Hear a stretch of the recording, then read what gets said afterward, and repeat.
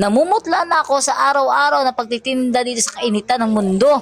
Yung tipong kahit hapon na ako bumaba mga ate ko ay talaga namang sobrang init pa rin. Medyo masama nga yung pakiramdam ko pero tuloy pa rin ang buhay at ang hagod ng buhay namin. Okay na nga lang rin to, at least meron kaming pinagkakakitaan araw-araw. Pag hindi ka naman kasi nagtinda, wala kang kikitain. Tis-tis na nga lang muna dahil kaya hirap talaga ng buhay, uy. Kaso nakakapagod ang taga-kabanding ang mama ko dito dahil talagang ako na lang talaga ang laging inuutusan. Yung ikaw na nga nagluto, ikaw na nga nagbibideo, tapos lagi ka pang inuutusan. Ano ba naman tong ina na to?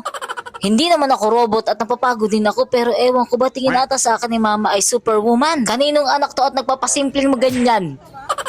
At kung hindi ka pa nga nakapollow ay pwede mo akong ipollow, lalo na kung gusto mo aking voiceover. Kami lang rin naman yung simpleng mamamayan na naghahangad din sa mundo. Huy! Pero wag naman yung biglaan, nakaka-over naman yun. Uy! Magta-try nga rin ako na magparang-prank sa aking mga kapatid, pero sana aware sila sa mga ganyan. Pero baka kasi nakakatakot at bigla nila akong anuhin.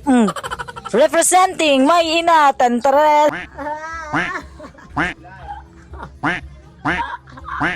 Bumaba na nga yung aking ina at nagkalat lang ng lagim. Hindi ko na nga papahabain ng video na to. Kaya mga ate ko, kung hindi ka pa nakapalo, magpalo ka na. Yun lang. Magbabawi ka na mama. Bye-bye sa inyong lahat. Thank you sa mga bumibili araw-araw at hindi nagsasawa. Yun lang. Bye-bye.